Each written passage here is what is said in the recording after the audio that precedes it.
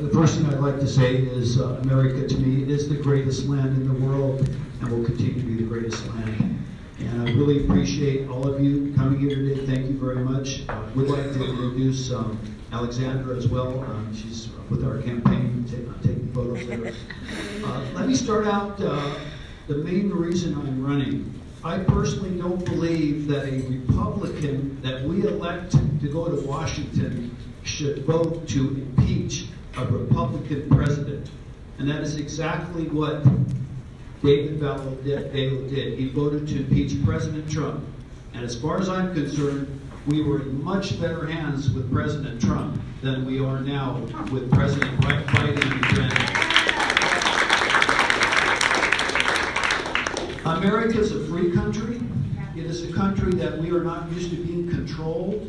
We're not used to be told that our children have to be vaccinated. We're not to be told that we can't go to church, that we have to stay at home. Right. All of that has to stop. We are a free land.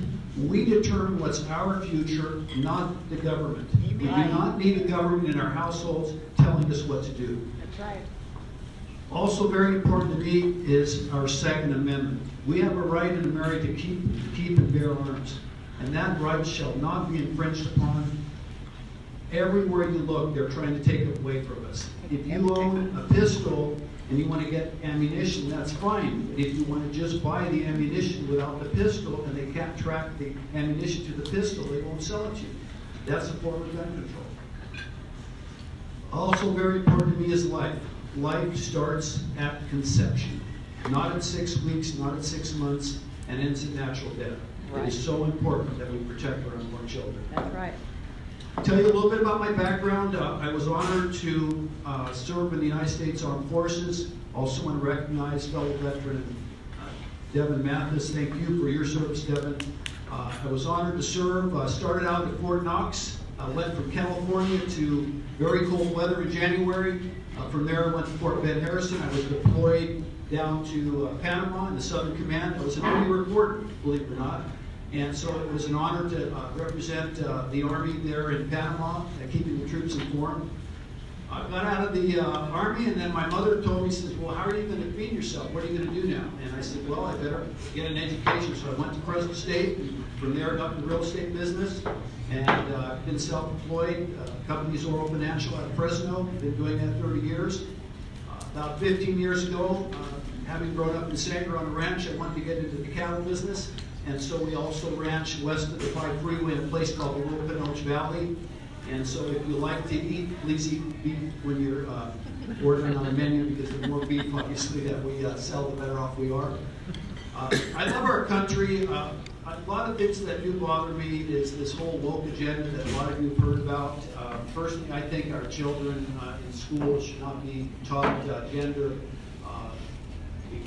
gender identity and sexual orientation. I think these things belong in the home. That's I right. trust you as parents to teach your children what they need to do. It's up to you to make the decision if your child should be vaccinated. It's not up to the government. No. And let's not allow our government to vaccinate our children without telling us. That's right. We have to keep our freedoms. We have to keep the family and the family, and not let the government take the family from us.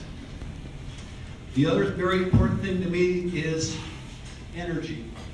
Why is it that all of the current fracking applications are being denied? And they're not being denied because they haven't fulfilled the requirements to get the application. The one reason that the governor is giving the oil and gas companies is health and safety. If we are going to be a strong country, we need to be energy independent. What is the first thing President Biden did? He stopped the Keystone Pipeline. What did that mean? Now, all of a sudden, we're more dependent on foreign oil.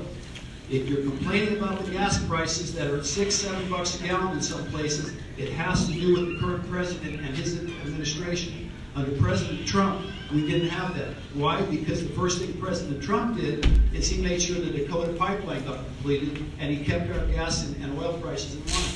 And so it's very important that if we're going to be a strong nation, that we are energy independent. The other thing that's important is water, and Mr. Shepard mentioned the availability of water. We're 100% dependent on precipitation on our ranch. We don't have permanent crops. However, many branches do, as Mr. Shepherd's farms do. So if we're going to have water, we need to have a supply. I ask you to ask Mr. Valadeo, what did he do when they turned down the Temperance Flat project in Millerton Lake, which was turned down by the Water Resource Board, not even an elected body.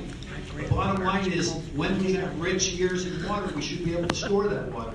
How is that done? It's done through dams and through water storage and through diversion. And so it's very important, if we're going to have a successful, strong economy, which we are based on ag and oil and gas, that we have the water that our farmers need. And finally, voter integrity. I honestly don't believe that Governor Newsom survived the recall. I don't believe that he got 2/3 of the vote saying that we wanted to retain him. I thought there was fraud, not only in that election, but I thought there was fraud in the presidential election. If you're a voter, you should be, number one, an American citizen. Number two, you should show voter ID to prove you are. And if you're going to vote absentee, it should not be automatic. When we had the recall election, everyone got an absentee ballot. I strongly believe an absentee ballot is okay if you have a medical disability or you're out of town. But most of the voting should happen in person, where we can verify who's voting, and that way we can protect the integrity of elections.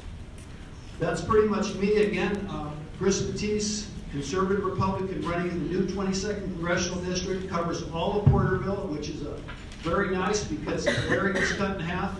Half of it's in a different district, and the same thing with Hanford, and the same thing with Bakersfield. But all of Porterville's here. We're going to be here often. We have a rally, and thank you, Mr. Meister, for putting it together. I'll be there next week. You're having a fair coming up. I'll be there at the fair. Porterville is very important to me. I'd be honored for your support. I'd be honored for your vote, and you have my word that I would take my conservative values and your values to Washington. God bless you all, and thank you very much.